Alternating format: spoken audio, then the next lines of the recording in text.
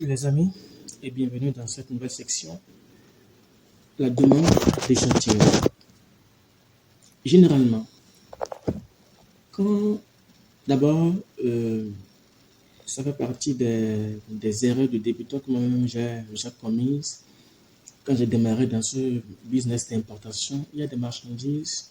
Quand j'ai commencé, j'ai commandé 50 en même temps parce que je croyais que, voilà, comme c'était bon pour moi, que cela sera bon aussi pour ceux-là qui vont acheter.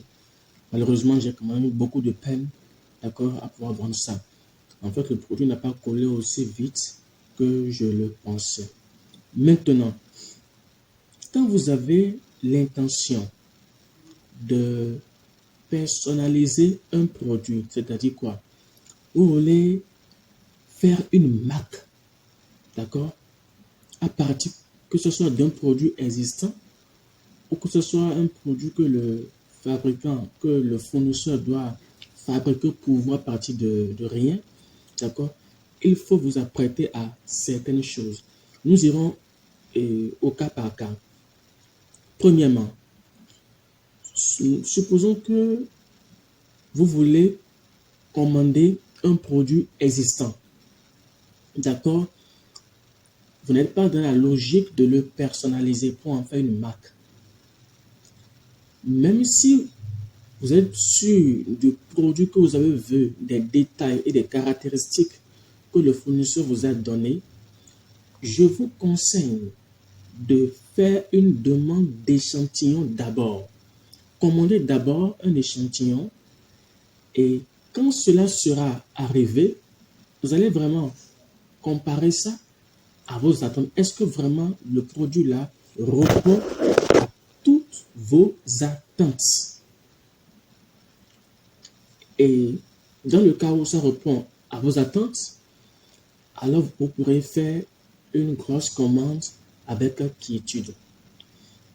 Vous allez me dire, mais et les sociétés d'inspection dont j'ai parlé, d'accord, déjà dans l'une des vidéos. En fait, comme je vous l'ai dit, quand vous n'avez pas encore un gros budget, d'accord, vous n'êtes pas obligé d'aller solliciter ces sociétés d'inspection. Il vous suffit juste d'abord de procéder, d'accord, en demandant d'échantillons. Comme c'est déjà un produit existant, d'accord, demandez juste d'échantillons au fournisseur et il vous l'enverra. Vous allez voir si vraiment ça répond à vos attentes. Une fois que c'est bon, c'est fini.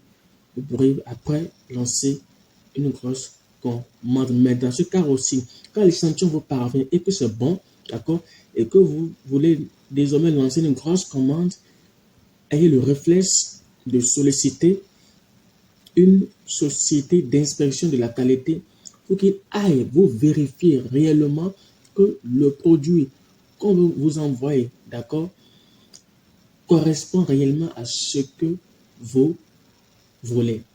Ça, c'est le premier cas. Et le second cas, c'est lorsque vous voulez, c'est lorsque vous souhaitez avoir des échantillons, d'accord, en personnalisant un produit. C'est-à-dire quoi? Vous voulez faire une marque.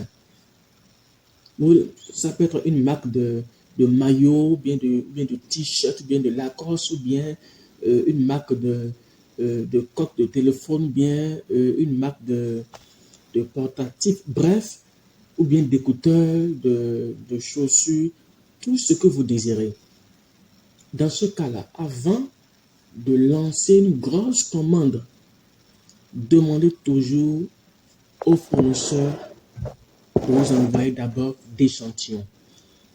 Mais je dois vous rappeler quelque chose également à ce niveau, c'est que en général, quand vous demandez d'échantillons au fournisseur, d'accord, et en personnalisant le produit, ça va vous revenir cher.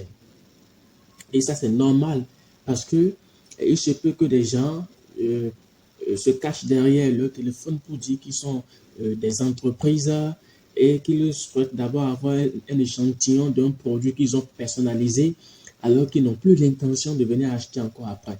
Donc, qu'est-ce que les fournisseurs font? Ils vont augmenter. Et ce qui est normal parce qu'il doit refaire le produit pour vous le remettre dans de nouvelles moules, reprendre l'emballage pour vous. Bref, c'est tout un travail de plus que cela demande aux fournisseurs.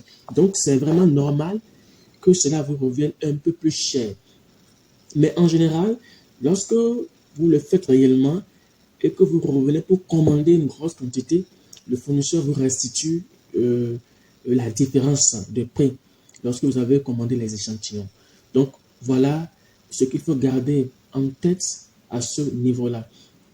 Pour finir, je vous encourage, d'accord, à toujours demander d'échantillons, peu importe que vous soyez dans la logique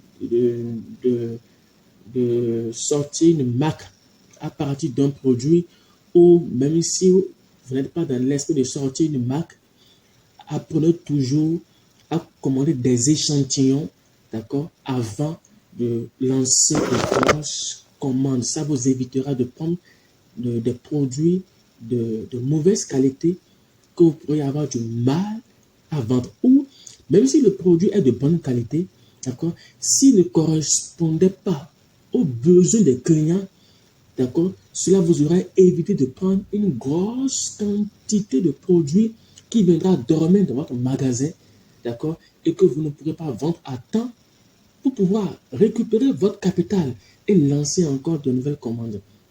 C'est pourquoi vraiment il est essentiel de souvent démarrer, d'accord, en commandant juste d'échantillons. Et n'oubliez pas également, en commandant l'échantillon, de faire parvenir au fournisseur les contacts ou bien voilà, les contacts du transitaire de votre agent qui va transporter les colis, d'accord, de la Chine vers votre pays. Et par rapport à ça, il y a un fichier Word que j'ai déjà préparé pour ça, un fichier Word où il y a les contacts des fournisseurs. J'ai aussi créé pour vous un fichier Word où j'ai mis des modèles de messages que vous pouvez envoyer aux fournisseurs, que ce soit si vous voulez faire une demande d'échantillon ou bien si c'est une première prise de contact. J'ai déjà tout préparé pour vous. Vous allez juste vous en inspirer et pouvoir envoyer des messages aux fournisseurs tranquillement. D'accord?